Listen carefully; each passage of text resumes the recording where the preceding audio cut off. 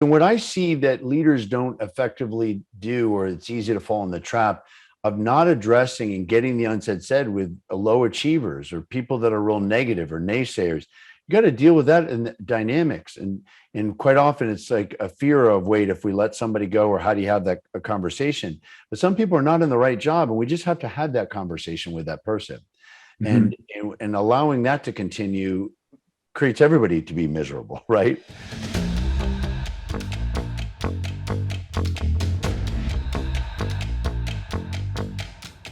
Welcome to the Break Free Podcast. I am your host, David Mansella. We have created this venue to honor people that are changing this world for a better place and adding massive value to society, but at the same time, living life in their own terms. And today we have with us a wonderful leader, an entrepreneur, a person that I respect a lot, Steven Gaffney. Brother, welcome to the show. Thank you for having me. Steven, for the audience, can you tell me your full name? Where do you live and what do you do for a living? All right. Steven Gaffney, live in Washington, D.C. And my expertise, my company's expertise, is creating any team into turning it into a consistently high achieving team, which is the critical ingredient in creating a consistently high achieving organization. And we can talk about why I'm saying achieving versus performing, because on purpose, I'm not using the word performing other than to draw this distinction. If you want, we can get right into it. So when you say achieving and performing, it sounds the same to me. Tell me, what's the difference?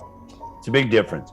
So the word performing can be confused with hard work, versus achieving is about producing results. And in today's work world, I think high performing teams, high performing organizations is a little bit old hat. And it creates a challenge because for most of my clients, when pushing on other people and trying to encourage them to go to the next step or go through change or whatever the case may be, people often say, well, what do you want me to do? I'm working really hard.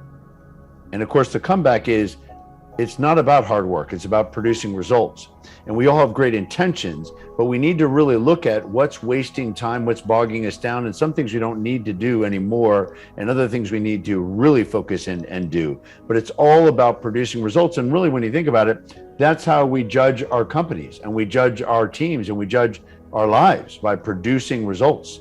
What have we actually accomplished? It's not just a matter of just doing things. It's what's the impact we're making. Wow, that resonates so much with me. When I learned that lesson in my life, I completely automated everything. And I realized that you don't have to work for the sake of working, and you don't have to spend the midnight oil just because you think it's going to produce results. One of the breakthroughs in my life was when I read the 4-Hour Work Week by Tim Ferriss. Yeah, it's a great And book. have you read it? Yes. And, Yeah. all he does is explains the 80-20 rule. The 80-20 rule in a way that is applicable to everyday's life, because it's kind of like, it sounds contradictive, right? Like it almost sounds like it's impossible that by doing less you can achieve more. And that's actually what you're saying, right? High achieving doesn't necessarily mean you have to break your back. What it means is you have to know the ways and the path to create maximum results. Absolutely. Right? And there's a lot of ways to do that. And there's a distinction I developed around about mood, and that we're in a good mood, we're smarter, we're actually more effective. And how do we do that? Which we can get into. But one of the strategies to get that done is to frame up a problem. We all know about reframing, the context of a problem. But one of the ways to get movement and to look at effectiveness is to reduce the frame. So what that means is really simplifying the problem and really focusing our energy on really where's the maximum impact. That may sound simple, but we've all met people who can take a complex issue and make it really complex, where when we're all said and done, we're like completely lost by what they're saying. I call these people professional complicators. They're really going to make it complex. But, I deal with the nuclear industry, I deal with the military, I deal with the hospitality, with Marriott and the gold mining industry. And even with really tough problems, the way to get movement is to simplify the problem. In fact, just yesterday I was with a group and we're talking about change and transformation. And, it's often very intimidating. But if we simplify it into a few key elements, we can get people moving, and then you build momentum, which builds excitement and then ultimately produces results.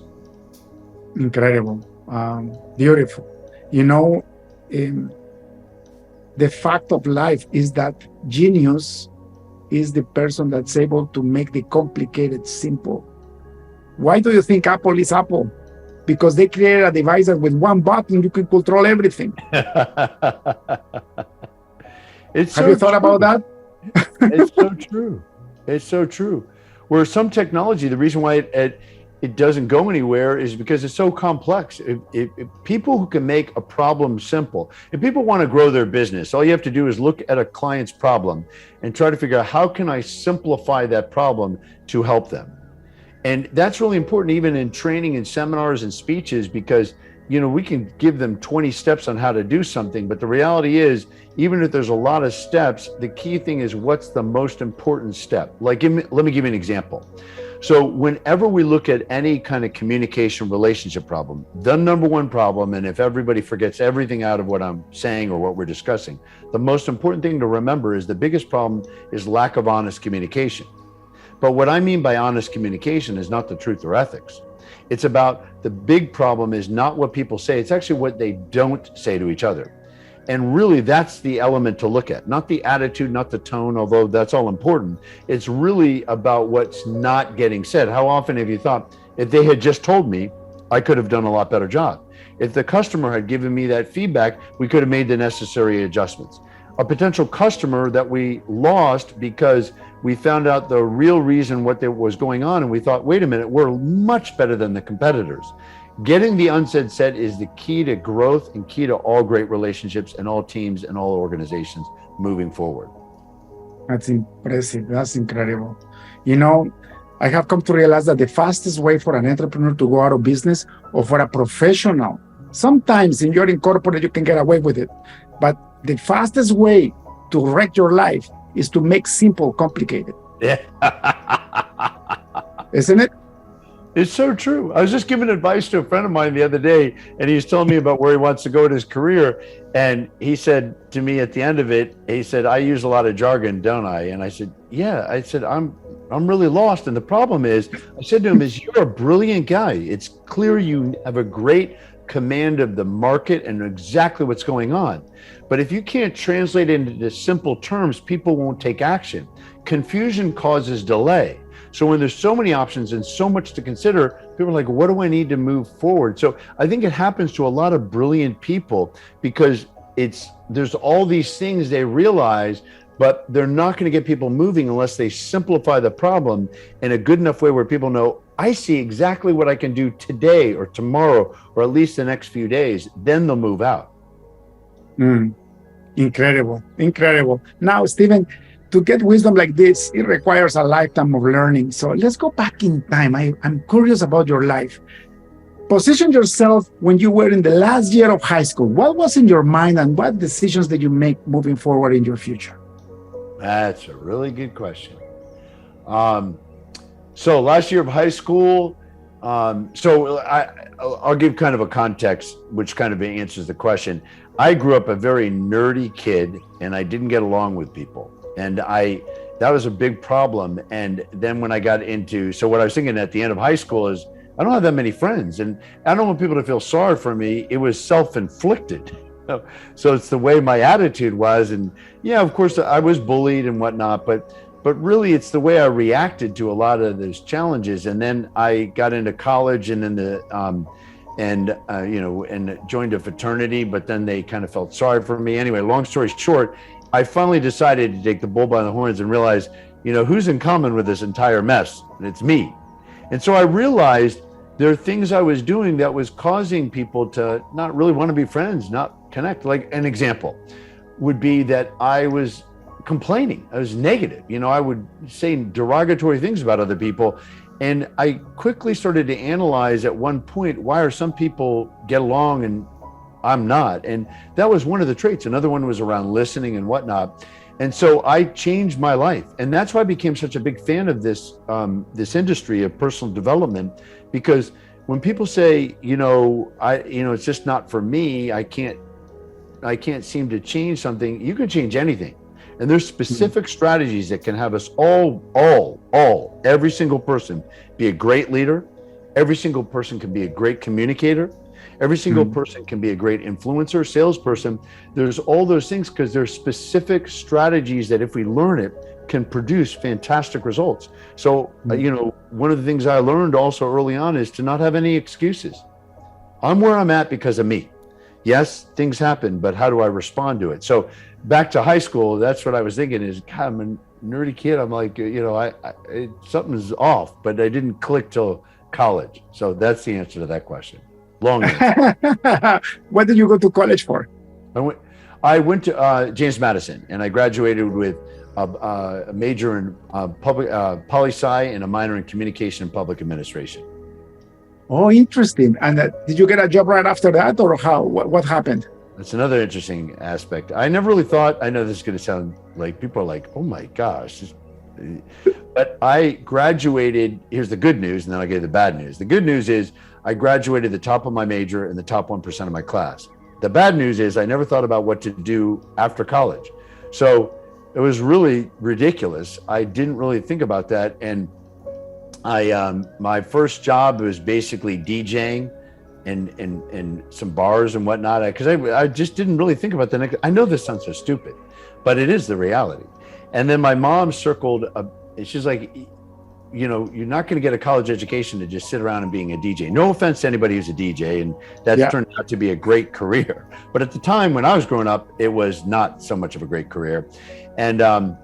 And so it was a wake-up call, and I got a first job selling photocopiers, and I was really bad at that. And I can go through the history, but the reality is I just kind of stumbled through my way through until I kind of figured out this profession and my calling and whatnot. So that's kind of the reality of it. But it's important though, right? Because you started selling photocopiers, but that teach you a whole bunch of lessons, right? Yeah. The fact that you were bad at it, I believe one of the secrets to figure out what you're supposed to do in life is to try a bunch of things until you find what you like and you find what you're good at.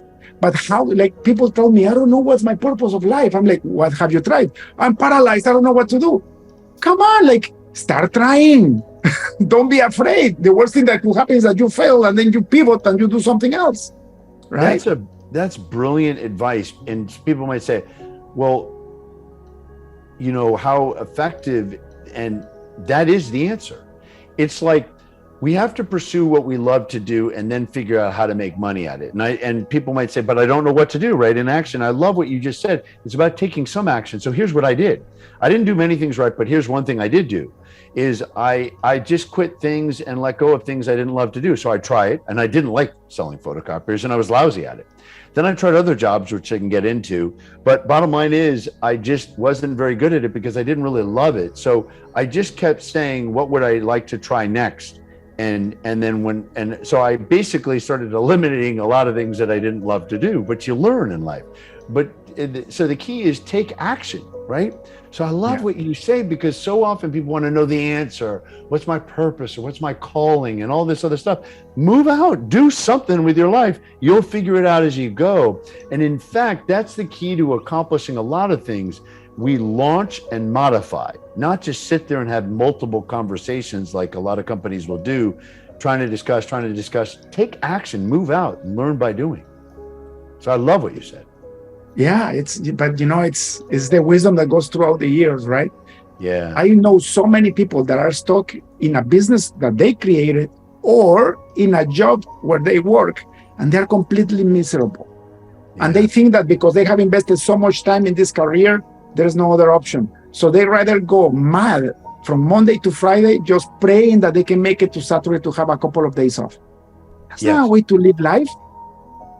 And come on. and so some people might say, and here's a trap people fall into. They make good money, but at something they become, or maybe they used to love, but now they don't love, but whatever it is, they're miserable or they're not happy. And now they're in a quandary because they built their life. Maybe they have certain levels of expenses and it's scared to make that next jump. And so people might say, what do you do? And I love what you're saying. It's like, you got to still do something, because no matter what age we're at, what's the end game? Every year we wait is another year that we just prolong the challenge and the potential misery. So, if we don't love what we're doing, then we can love why we're doing it in the interim. And we can look at what's breaking us down to not love it. And maybe there's aspects of what we could change. Like maybe if somebody's working in a business, they alter the business or shift how they do love it. So it's not something they have to do necessarily overnight. But to your point, you know, when we look back at our life, we're going to spend more time at work than we do anywhere else. It's we total up our life, it's more time at work and at the job of what we're doing than with our loved ones for the most part. And that's if we live a normal, healthy life. That's how it'll look. So we've got to enjoy our life. You know, Steven, I think the root cause, because I'm a computer scientist and run a software company that builds apps for other businesses to grow their profits. And my discipline, my engineering career, what they told me is, don't fix the symptoms, go look at the source and change the problem at the source, and then all the symptoms will automatically disappear. So I look at life exactly the same way. So for me, the problem with people, today's people, is that they have an identity problem. They don't know who they are, and they don't know what they're capable of. Especially people in the free world. We still live in a privileged continent. From Canada all the way down to Patagonia, it's a free world still in this continent. It's changing rapidly, isn't it? But we still have a chance to express ourselves. So I think if you don't know who you are, and you don't know how you were made and why are you here, you get stuck in life and you feel miserable. And you know what the sad part is? Last time I checked, the engagement in corporate North America is 33%.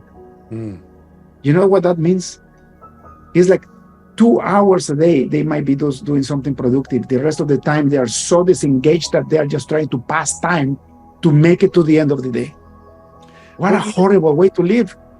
It is. And what I see that leaders don't effectively do, or it's easy to fall in the trap of not addressing and getting the unsaid said with low achievers or people that are real negative or naysayers. You got to deal with that in the dynamics. And quite often it's like a fear of, wait, if we let somebody go, or how do you have that a conversation?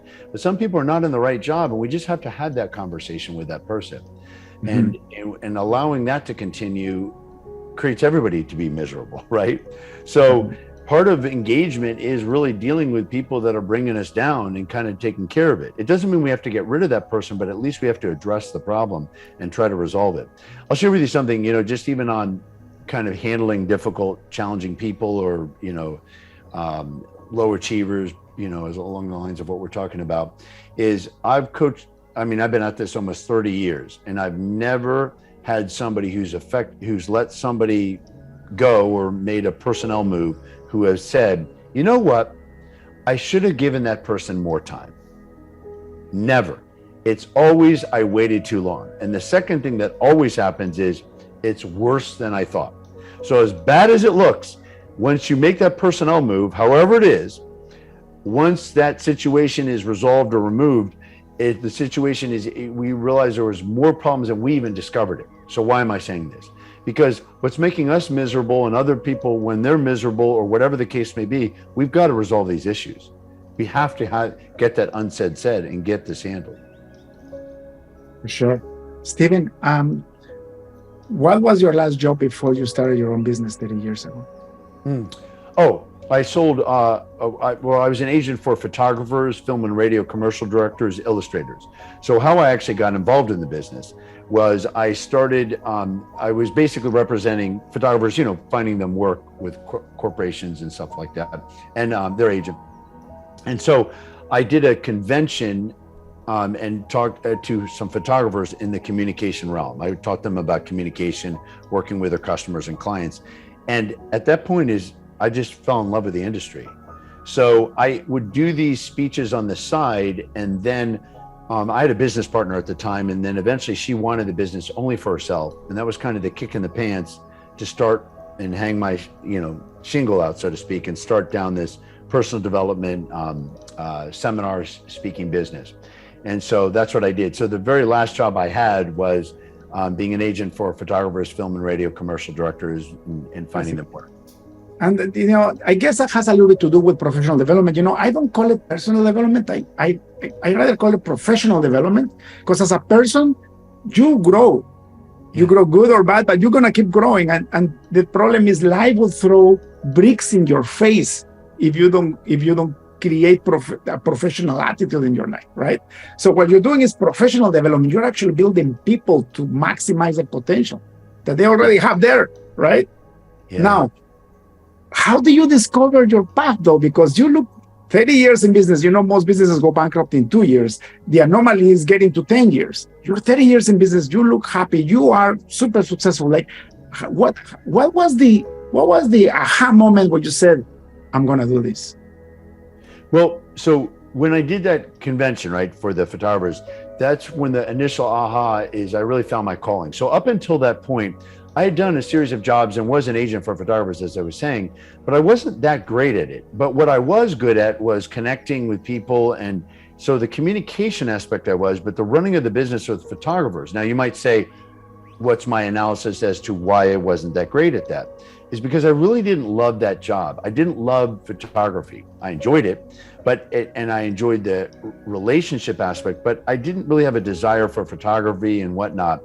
And so that's important. And so that realization around this, people say, well, what would be one piece of career advice, or if they're saying that, and I think this is true about guiding our business, is do what you love. It's that age-old book that was written years ago, do what you love and the money will follow. It always is that. People who chase money are miserable. People who chase what they love end up, if they're really focused on it, can make money at virtually anything. Somebody says, well, what about if you want to be a teacher in a public school system? There's only so much, let's say, money you can make there. I often have heard that examples and others. Say, look, if you love it, you can write books on how to teach other kids. You can teach other teachers. You can do a lot of things. And so it's just always good to chase love, not money, because money will follow from love. But if you chase the money, you'll just probably not get much money, and you won't be in love with what you're doing. Somebody might even push back and say, well, what about people in the finance world? And I do work with banking industry or whatever. Here's the thing. There might be the money, but they love the money. What they do is they love the art of the deal. They, not quoting that book, but anyway, they love working on stuff, and the money is the financial stuff, but they love that aspect of it. So that still fits in the frame of going after what you love. And actually, there are cases where people actually get filthy rich doing something that they hate. And you don't want to be one of those persons. Yeah. I call them people that have a soul so empty that inside is like a refrigerator. It's like a freezer inside. They are like walking zombies. Yes. There is nothing worse than being financially successful and having your heart empty. Because the problem with that is that you think that by making another $1 million, you're going to feel something. And then you feel a little yay when you achieve that. And then you go back to emptiness. And then if you really did it for the love of money, and only the love of money alone, you're going to lose your wife, your kids. The friends that you're going to have are going to be because of the interest on your material possessions. And one point in your life, you're going to sit down and you're going to feel how lonely you are. And you're going to realize that there is no money in the world that can buy love. I'm telling you this because that almost happened to me from experience. So what did you do? How did you get yourself out of that? A lot of prayer, waking up to my spirituality and asking the Lord to forgive me. And, the Bible says that the Lord punishes the ones that he loves. Like a father punishes a kid that is misbehaving to go back in the right path. The same thing happens for the believers. And I lost the love of computer science and building programs to ease people's life. This is my calling. This was my calling. And this is what I've done for all these 30 years that I've been a professional. But at some point I saw that I could make so much money with what I was doing that I forgot the adding value part, and I delegated all that completely, and I only focused on the money. And I only focused on exponential growth. And the catch was for me looking at other people in my industry that were growing exponentially. This happened back in 2009. That's what I started to see. wow, they're selling $10 million a year. This one is selling $100 million a year. Oh my God. And I know the same as that they know. So let's do it. But the problem is I said, let's do it regardless of the cost. Oh, wow. Yes. And I had a heart attack. In 2 years, I had a heart attack. I almost got divorced. My kids didn't know me. And the people that I got surrendered, I made a lot of money, by the way. But the people that I got surrendered myself with were only there for the interest, except for the true friends. Yeah. The heart attack was a wake-up call, right? My doctor became my psychologist. She knew me my whole life because she's my family doctor. She says, David, you're 39 years old. Change your lifestyle. You know, my hair was falling off. My tongue looked like the map of the world because of the stress. I was basically breaking down. My body was breaking down. And you know what the sad part? I lost the money the year after. All the money that I made, I lost it the year after. Wow. Trying to reinvest it to make even more money. You know, it's interesting. So many interesting things out of what you said, but pulling apart, one thing I'm hearing that you say is, you know, you had a calling, then you lost the calling.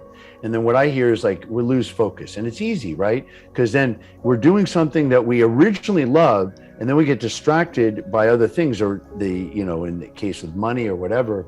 And then it's easy to lose focus. And so I think, you know, when we look deep inside ourselves, we can tell whether we're on the right track. And then the question is, do we have the courage, if we're not, to get back on the right track, or we're just going to keep going down that tunnel and figure out somehow I'm going to make my way out of it. Work we do a lot with organizations is rebooting leadership teams. And, you know, it's striking me as we're talking about this, because I think it's important for us to reboot our life. You know, just like you turn a computer off again, on again. Of course, you know this well, being in the IT industry, but we get rid of the junk, but we keep the foundation. So the foundation, the core of who we are as human beings, it's important to hit reboot many times in our life to get rid of what's bogging us down, but also relationships that are no longer serving us. You know, it's something else you also said, you know, you can, when we're going through tough times, you really see who your friends are. I mean, everybody wants to be part of the party, but who's there during the tough times? And so when I went through, I'm a cancer survivor, that's a big wake up call, because it may look like we all have a lot of friends, but then you really see who your friends are. Again, everybody wants to be part of the good times, but when the bad times hit, see ya, you know, and they're not the people, you know, that we want to hang out with. And so it's an important wake up call. So good for you on doing that. It's resonating also with me with many times in my life when it's a wake up call, and you just really have to take a hard look. And then, do we have the courage to make the change that we know we need to make? Yeah. And will we do it? Yeah. And by the way, your calling keeps changing. For example, in this stage in my life, I have 7 successful businesses, completely self-managed. And I like to invest my time in doing podcasts like this to give back to society, but in a different way. So I'm still adding value through my technology companies and through my real estate companies. But now I have this God-given freedom to use the time that I have to impact other people, so that they don't have to go through the tribulations that I went through, or that you as my guest went through. And I haven't been so fulfilled in my life as I am right now. Yeah. Right? Yep. And it's important as we're going through. So, you know, as people are listening or watching or whatever the case may be, you know, it's like, what's not working in your life, and how long are we going to put up with it? Right. So what that may be is, maybe it's a family member. We just really need to have that tough conversation, but it also may be people we're working with, or people that we've hired that are just not right in the right fit. And again, if not, you know, as a mentor of mine, Alan Weiss said, if not now, when? You know, so it's like, when are we going to get to that? And it's just it's really critical to have the courage to do. So here's what I do in my life when I feel like I'm getting off in the wrong, you know, going down the wrong path. I believe love is the North Star to life. And so whenever I feel off, I think, okay, what do I love to do, and where would I love to head? Now, what that might produce is, oh my gosh, but that's a challenge. How am I going to get that done, and whatever? But at least love is a North Star. So what do we love to do? And that's an important critical ingredient, because very often it's easy to fall in a trap of what we're good at doing, but that's not the North Star. You know, I've coached a lot of people in their careers and making career changes, and the biggest mistake they make is, what am I good at? What am I not? I'm like, that's completely incorrect. It's what do you love to do? Where would you love to head? And then how do you get there? But love is the North Star. I think it keeps us centered and moving forward. Yeah, because the other part is not fulfilling. And you, as a cancer survivor, we were talking before the podcast, my wife just went through cancer. Once you have an illness that is terminal, that has the potential to take you away from this world like this, you change your priorities completely and you realize what really matters. Another problem that people make is that they think they're going to be young forever and they think they're going to be in the world forever. And you have no idea when you're going to leave from this world. And the only thing you're going to take with you is your experiences, your emotions, your memories. That's it. That's the only thing you take. It has been proven that, even if you are not a believer, even if you don't believe in a supreme God or something like that, Einstein said that, we are energy, and energy cannot be destroyed or created. It can only be transformed. And that consciousness, what I call the soul and the spirit, that's what moves on. And my point is, why would you struggle today with a career that you don't like, or you put up with stuff that is negative in your life, just because maybe it's bringing you financial abundance, or just because you're used to it, where you can have a life of fulfillment? And the only way, like I have tried everything, Steven, the only way to get this heart filled up with love is by doing what you love, which in turns add massive value to society. Absolutely.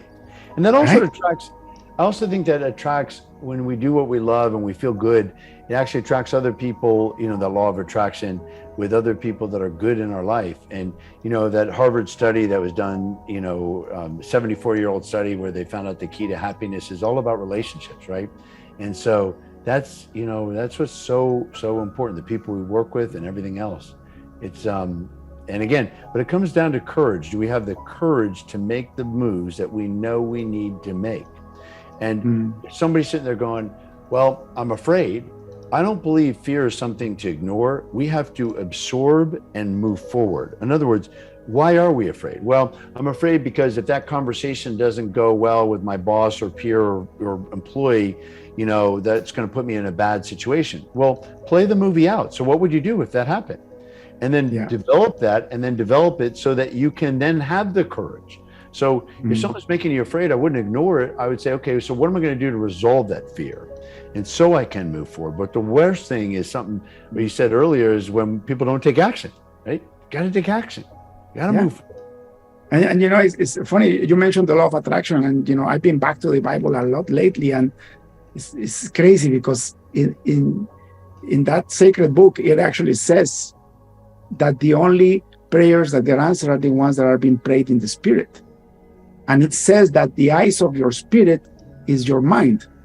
So is your thoughts, is your ideas. So you can ask for something verbally, but what God listens to is your thoughts. He's interested in your thoughts and your heart. So when you're asking something that is good for you and is going to be good for the world, and you imagine what you want, and you're telling God, I want this, but you start imagining what you want. What you're doing is you're praying in the spirit, and you say, your will, not mine, knowing that if it didn't happen, it's because it wasn't convenient for you or for the people that are around you. But that's how this has been one of my biggest secrets, praying in the spirit. Most of the stuff that I have everything that I have in my life has been through that. Because when you meditate in the word and it's beautiful. When your prayer, what you're asking is aligned with love, which, by the way, the Bible is a love letter from Genesis to Revelations. It's a love letter. So when you pray and it's aligned with the word, and it's going to be good for you in the future, then it shall happen. Isn't it beautiful? And I'm a witness to that. It's funny because I remember one of my mentors told me, study the law of attraction back in 2005. I'm like, when I read this, is like, this is what I do when I pray. This is nothing new to me. Good for you. And I think it's really important too, because even if, no matter where somebody falls in the spirituality realm of what we're talking about, these are good principles no matter what. Now, they're founded in various things, right? Based on our perspective and our beliefs and whatnot. But the idea of praying and focus and, concentration, all that is good coming from a place of love, right? So for example, even, I coach a lot of people in having difficult conversations. And, if you come from a place of attack and you want to get at somebody, that's going to come back to you. But if you come at a place from love, and I don't mean that we have to allow people to walk all over us, it's not that, but you can be firm, but it's like, where do we want to go? So I think no matter what people's perspective is that drives them there, all of these principles are so important. Focus, knowing where you want to go, love, and all these aspects are really, really important. And that affects even the tone of the way we're delivering conversations, which produces results, right? Somebody once said, tone is 5 times the impact of the words we say. So the way we say something has a lot to do with the impact. So if we're coming from a good place of love and care and whatever, it's going to come a lot different from I'm mad and attacked and want to get, and it's all about me. It's just going to come out different, right? And so I have a kind of a light story about this, if you want to hear it, about tone. Kind Sure. of funny story. I had this lady who I was taking my course, and she came in and she said, "Are we going to talk about how to change your tone in this session?" And I said, "Well, yeah, what's going on?" She goes, "People say that I sound like I'm mad."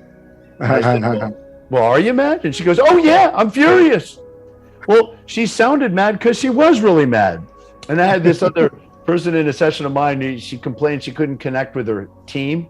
And she goes, I said, "Well, what do you think of your team?" And she goes, "I think they're stupid."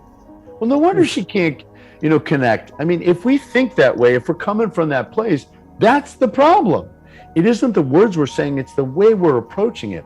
So what I love about what you're saying on so many different levels, and one of that is, it's just here good things to be, whether no matter how we feel about spirituality, and I think a big part is, where we're coming from about God or whoever, whatever we believe, these are things that are good because they just produce great results, but it actually makes us feel good.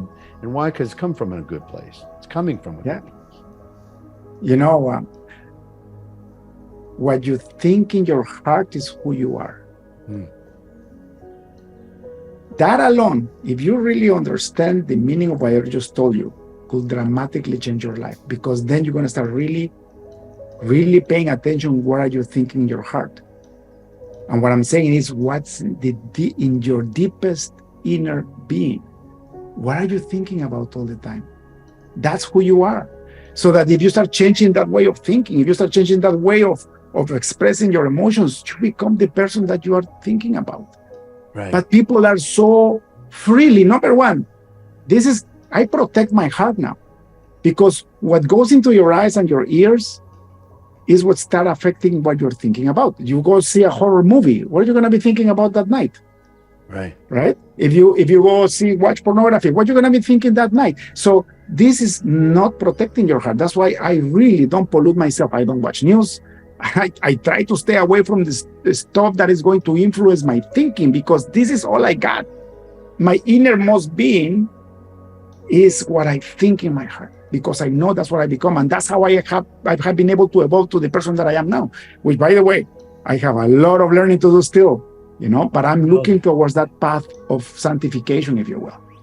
Yes, right? Lifelong learning. The book that's coming out, Unconditional Power, there's this conversation, it reminds me, there's a principle in there about what we're talking about, which is input drives output. And if ever we're not happy with how our output is, our attitude, our perspective, we have to look at our input, what we're reading, what we're watching, but also the people we're hanging out with. So for example, I always challenge people in companies, and I do a lot of work with big companies too. And, if we're feeling down about other people or the company or the worst thing we can do is hang out with other people who match that attitude. It's going to bring us down further. It's just like anything we want to get better on in life. We want to be around people who are better than us in that particular category, because their input drives our output. So there's a friend of mine, his name is Willie Jolly, and he's a motivational speaker. He's a great, great guy. And, I just love being around him because he's so infectious, right? He's like, "Hey, how you doing, Steven?" And no matter what's going on, he's like, "It's going to be a great day." And it's just like, there's certain people in our life that just by being around them, they add energy. to us, they give us that enthusiasm to take on the day. And that's what I think our output are other people's input, which is my theory as to how Gandhi and Martin Luther King changed the world. Great leaders change the world because their output is so strong. They're coming from such a good place, such enthusiasm, such love, or whatever the case may be.